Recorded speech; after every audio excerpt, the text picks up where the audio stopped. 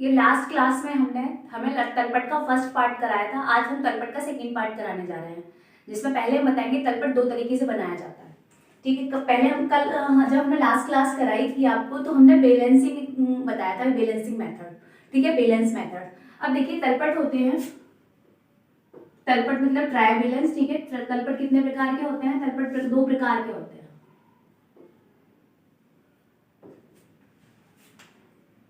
ठीक है, एक होता है टोटल मेथड, जिसे हम सिंपल तरीके से सॉल्व करते हैं। ठीक है, एक होता है बैलेंस मेथड। बैलेंस मेथड का हमने बताया था कि माइनस करके करते हैं। ठीक है, देखिए जैसे मान के चलिए कैश की अमाउंट है, डेबिट की है आपकी 1000 और क्रेडिट की है आपकी 400। तो जैसे आपकी डेबिट की आएगी वैसे ही आपकी क्रेडिट की है ना, तो हम यूं ही उतार देंगे, मतलब सिंपल तरीके से उतार देते हैं, इसलिए हमने इसे सिंपल बताया था। ठीक है, तो जैसा है वैसे का वैसा उतार देते हैं, किसमें? टोटल मेथड में। ठीक है, अब बैलेंस मेथड में क्या करते हैं? कैश अकाउंट की अमाउंट को, जैसे 1000 है ना, और यहाँ 400 है, तो हम माइनस करके जिसमें भी ज्यादा होगा, जैसे डेबिट वाले में ज्यादा है ना, क्रेडिट वाले में कम है, तो इसमें से इसे माइनस करके जिसमें ज्यादा होगा उसमें लिखेंगे। ठीक है, डेबिट में ज्यादा है तो डेबिट में कैश अमाउंट की एंट्री ये वाली आएगी।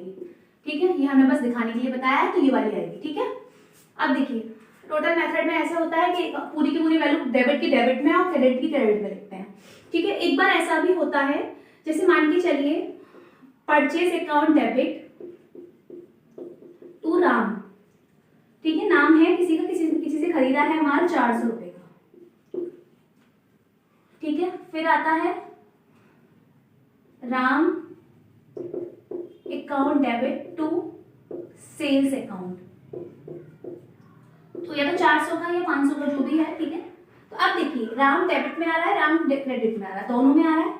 तो अब राम की जब भी एंट्री बनेगी हम एक बार ही उतारते हैं राम को। ठीक है, जब एक बार उतारेंगे तो डेबिट में आ रहा है 400, क्रेडिट में 400 आ रहा है, तो दोनों जगह इसमें हम 400 लिखेंगे, मतलब सेम की सेम एंट्री उतार रहे हैं, इसलिए हम इसे सिंपल बोल रहे थे। ठीक है, टोटल मेथड। ठीक है, और इसमें क्या करेंगे, इसमें हम 400 की जगह आपको क्या लगाएंगे? डैश लगाएंगे। ठीक है, कुछ भी नहीं उतारेंगे। ठीक है, और अगर जैसे मान के चलिए यहाँ पर आपके कितने हैं? 500। ठीक है, तो यहाँ पर हम पूरा जैसे है वैसे का वैसा उतारेंगे, लेकिन डेबिट क्रेडिट में 500 आ रहे हैं तो यहाँ पर क्रेडिट में 500 उतार देंगे। ठीक है, डेबिट में तो ये वाले तो 400 थे ही डेबिट वाले। ठीक है, और अगर यहाँ पे आ रहा है तो यहाँ पे हम बैलेंसिंग कैसे थे, जिसमें ज्यादा आ रहा है, जैसे देखिए क्रेडिट में ज्यादा आ रहा है तो क्रेडिट में हम 500 को में से 400 घटाकर 100 लिख देंगे। ठीक है, समझ में आ गया? ये था आपका टोटल मेथड, जिसमें क्या करते हैं जैसे की अमाउंट होती है वैसे की वैसा उतार देते हैं। ठीक है, बैलेंस मेथड में हम क्या करते हैं? बैलेंस मेथड में हम माइनस करके लिखते हैं। ठीक है, बैलेंस निकाल के लिखते हैं। ठीक है, अब देखिए हमने लास्ट क्लास में एंट्री से तलपट बनाना सिखाया था, अब हम लेजर से तलपट बनाना सिखाएंगे। ठीक है,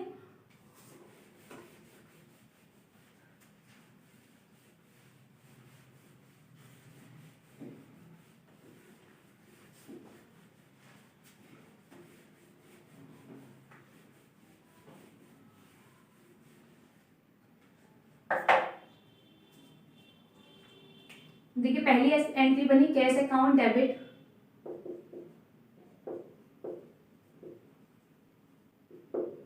टू कैपिटल अकाउंट। ठीक है, 2000 की। ठीक है, फिर माल परचेज किया तो purchase account debit to cash account. ठीक है, 1000 का। ठीक है, फिर सेल किया, यहाँ पे 20,000 लिख देते हैं। ठीक है, सेल्स अकाउंट 2000 का। ठीक है, फिर सैलरी दी है या कुछ भी दिया है, ठीक है, खर्चा हुआ है कुछ भी, वो लिख दिया टू कैश अकाउंट 2000। ठीक है, अब एंट्री क्या बनेगी? देखिए पहले तो हम लेजर बनाएंगे कैश का। ठीक है, particular date, amount, particular date.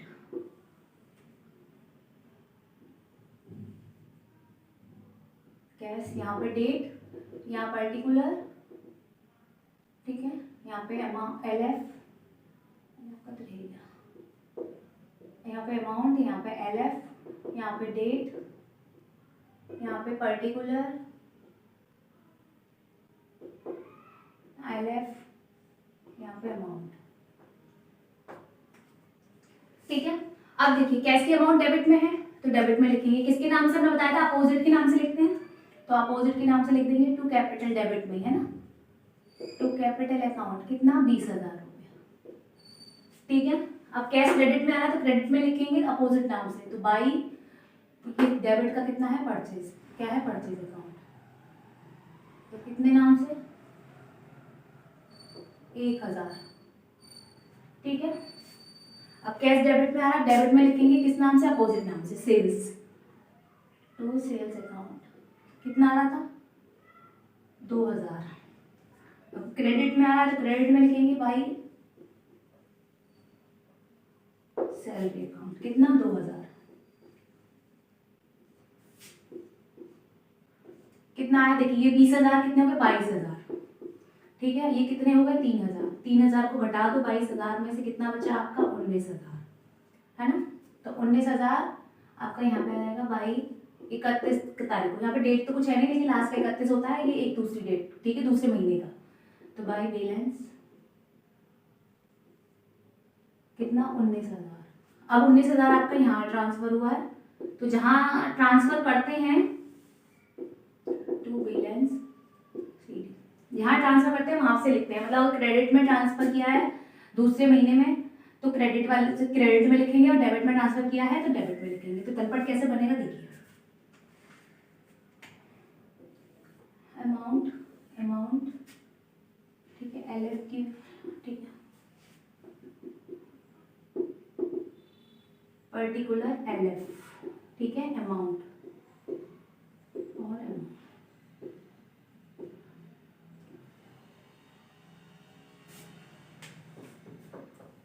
ठीक है, क्या है देखिए, अब कैश की अमाउंट किसमें आई थी, क्रेडिट डेबिट में, है ना, तो कैश के नाम से लिख देंगे कैश अकाउंट डेबिट, कितनी, 19,000 डेबिट में। ठीक है, अब देखिए कैपिटल की एक एंट्री, अगर हम ट्रांसफर भी करते हैं, हम लेजर बनाते हैं, कैपिटल की बना लेते हैं, ठीक है, आपका कंफ्यूजन भी दूर हो जाएगा। ठीक है,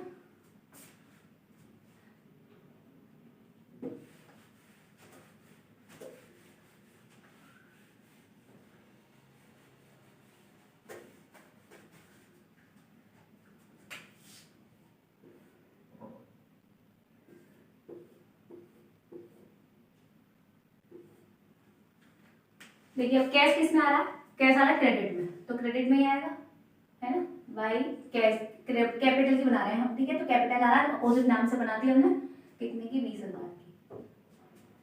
अब यहाँ का यहाँ ट्रांसफर करेंगे, फिर यहाँ का यहाँ ट्रांसफर होगा, देखिए, ठीक है, तो हमने कहा था जिसमें ट्रांसफर हो रहा होता है दूसरे महीने में, लिख देते हैं, चलो कोई बात नहीं, टू बैलेंस BD, है ना, कितना, 20,000 रुपये, जितने हैं उतने ही आ रहे हैं, क्योंकि जीरो को माइनस करेंगे कोई वैल्यू नहीं है, जब कोई वैल्यू नहीं है माइनस करेंगे तो उतनी की उतनी वैल्यू आएगी। ठीक है, अब इसका यहाँ ट्रांसफर हो रहा है, ठीक है, बाय बैलेंस CD के नाम से, है ना, तो अब ये किस में ट्रांसफर हो रहा है, क्रेडिट में, तो क्रेडिट में ही लिखेंगे। ठीक है, तो कैपिटल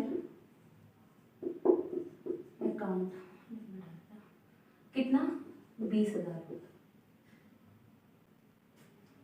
ठीक है, अब परचेज डेबिट में आ रहा है तो डेबिट का यहाँ पे अगर लिख देते हैं, परचेज की बना देते हैं साथ के साथ,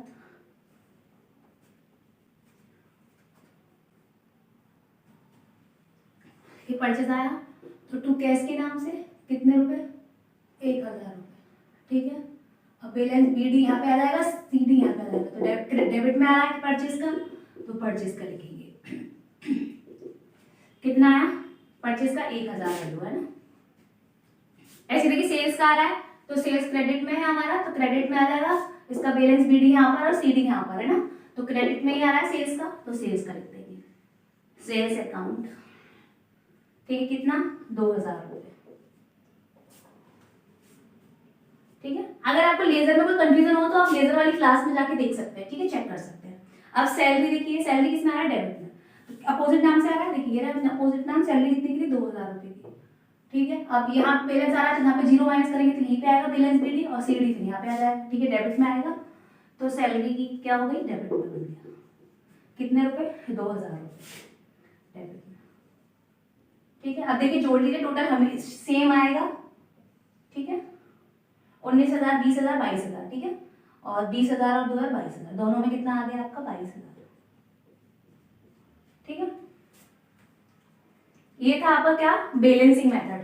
ठीक है, ट्राई बैलेंस का कौन सा मेथड था? ये बैलेंसिंग मेथड लेजर से। ठीक है, लेजर से हमेशा बैलेंसिंग मेथड बनेगा, क्योंकि माइनस होकर चीज आती है तो हमारा क्या होगा? बैलेंस होकर मेथड बनेगा। ठीक है, लेकिन अगर आप ये चाहते हैं कि मैं आपको टोटल मेथड बताऊं, तो देखिए टोटल मेथड को कैसे करेंगे। टोटल मेथड हम एंट्री से कर लेते हैं। ठीक है, बैलेंस मेथड तो हमने उस दिन बता दिया था एंट्री से, टोटल मेथड बताते हैं। देखिए 20,000 रुपए है कैश के, तो 20 लिख लीजिए, 20 तो लिखेंगे। देखिए डेबिट का और देखते हैं अमाउंट, 20 दो 22,000 है। ठीक है, डेबिट के कितने हैं? 22,000। ठीक है, अब क्रेडिट के कितने हैं? देखो 1,000 और 2,000, 3,000 मतलब क्रेडिट के। ठीक है, कैपिटल की अमाउंट 20,000 की 20,000 लिख रही है, परचेज की अमाउंट 1,000 1,000 लिख रही है, कैश की अमाउंट तो हो ही गई, सेल्स की हो ही गई। अब देखिए टोटल, देखिए दोनों एंट्री का टोटल सेम तो नहीं आएगा, लेकिन दोनों की अमाउंट सेम आएगी डेबिट क्रेडिट की। ठीक है, टोटल मेथड और बैलेंसिंग मेथड का आंसर सेम नहीं आएगा। देख लेते हैं एक बार। देखिए 22,000 एक 23,000, 24,000, 25,000। ठीक है, ऐसे ही हो गया। देखिए 20,000 दो 22,000 फिर 25,000। ठीक है, अब दोनों का मेथड सेम तो नहीं आएगा। ठीक है, दोनों का अमाउंट जैसे उसकी 22,000 आ रही थी, अब इसकी 25,000 आ रही है, तो दोनों का सेम तो नहीं आएगा बैलेंस मेथड का टोटल मेथड, क्योंकि उसमें माइनस करके लिखी जाती है वैल्यू, है ना। लेकिन क्या होगा? दोनों अमाउंट का मतलब डेबिट का और क्रेडिट का आंसर सेम आएगा, जिससे जज होगा कि हमारा क्वेश्चन बिल्कुल ठीक है। ठीक है, क्वेश्चन में कोई भी कंफ्यूजन नहीं है। ठीक है, समझ में आ गया? क्लियर हो गया क्वेश्चन? ठीक है, अब एक चीज और देख लीजिए।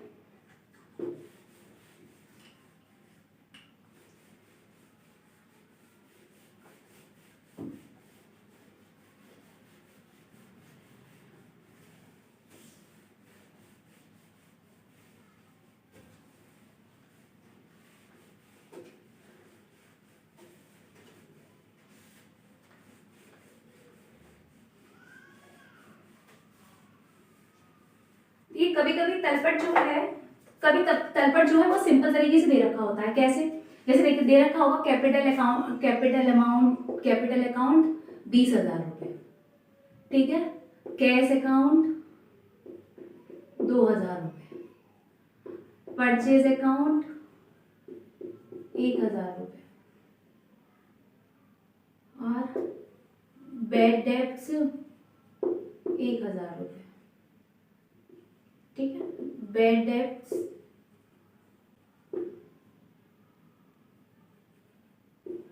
रिकवर 2,000 रुपए।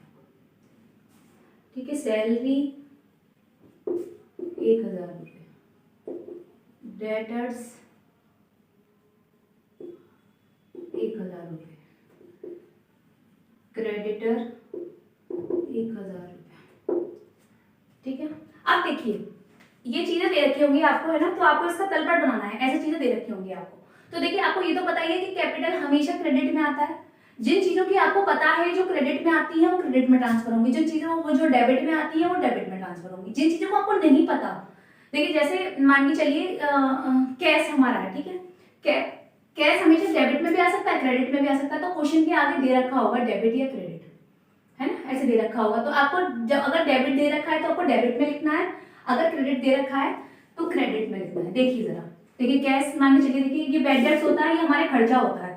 ठीक है, जो भी चीजें ये हमारा खर्चा होता है, तो ये खर्चा हमेशा डेबिट में आता है। अब रिकवर आ रहा है, तो रिकवर का मतलब हो रहा है प्रॉफिट हो रहा है हमारा, तो ये क्रेडिट में आता है। ठीक है, अब जैसे डेटर्स होता है, देखिए DE आ रहा है डेटर्स का मतलब, तो ये डेबिट में, और CR आ रहा है तो इसका मतलब क्रेडिटर क्रेडिट में। ठीक है, अब देखिए बहुत सारी चीजें ऐसी होती है, जैसे मान के चलिए आपकी सैलरी है ना, कभी आप दे रहे होते हो तो डेबिट में आएगी, कभी आपको मिल रही है तो क्रेडिट में आएगी। ठीक है, अब यहाँ पे कुछ भी नहीं लिख रहा है तो हम हमेशा डेबिट मानेंगे। ठीक है, हमने दी है, लेकिन अगर यहाँ पे क्रेडिट लिख रहा है तो आप क्रेडिट में ट्रांसफर करेंगे। अब देखिए जरा, देखिए 20,000 किसका है? कैपिटल का, कैपिटल अकाउंट, तो 20,000 यहाँ ट्रांसफर कर दिया, है ना। फिर डेबिट में दे रखा है कैश, तो डेबिट में ट्रांसफर कर दिया। परचेज डेबिट में दे रखा है, डेबिट में ट्रांसफर कर दिया। डेटर्स डेबिट में दे रखा है, रिकवर हमेशा क्रेडिट में आता है, हमने बताया, तो रिकवर को क्रेडिट में कर दिया। सैलरी क्रेडिट लिखा है यहाँ पे, अगर डेबिट कुछ नहीं लिख रहा होता तो डेबिट में मानते, अगर क्रेडिट लिख रहा है तो क्रेडिट में ट्रांसफर करेंगे। ठीक है। ऐसे कमीशन का भी सीन होता है, बेसिस मतलब कमीशन का भी सीन होगा, ठीक है, बहुत सारी चीजों का सीन होगा, रेंट का होगा, रेंट मिल रहा होगा, आपको दे रहे होंगे। अगर आप कुछ नहीं लिख रहा है इन केसों में तो आपको डेबिट, आपको पता है कि रेंट आप देते हैं, ठीक है। अगर कुछ नहीं लिख रहा है तो आप किसमें मानेंगे, डेबिट में, और कुछ लिख रहा है तो आप क्रेडिट में मानेंगे। जो आपके खर्चे होते हैं अगर उनमें डेबिट लिख रहा, अगर कुछ नहीं लिख रहा है खर्चों में तो आप डेबिट में मानेंगे, ठीक है। और अगर कुछ लिख रहा है जैसे क्रेडिट लिख रहा है तो आप उन्हें क्रेडिट में ट्रांसफर करेंगे। तो सैलरी क्रेडिट में आ गई, अब डेटर्स हमने बोला डेबिट में ही आता है, डेबिट में लिख दिया, और क्रेडिट हमारा क्रेडिट में आ गया, ठीक है। तो ऐसे करके हम निकाल देंगे क्वेश्चन, ठीक है। क्लियर हो गया कॉन्सेप्ट, कोई कंफ्यूजन तो नहीं है, ठीक है। आज की क्लास हम यहीं पे खत्म करते हैं, कल फिर मिलेंगे हम नई क्लास के साथ, ठीक है।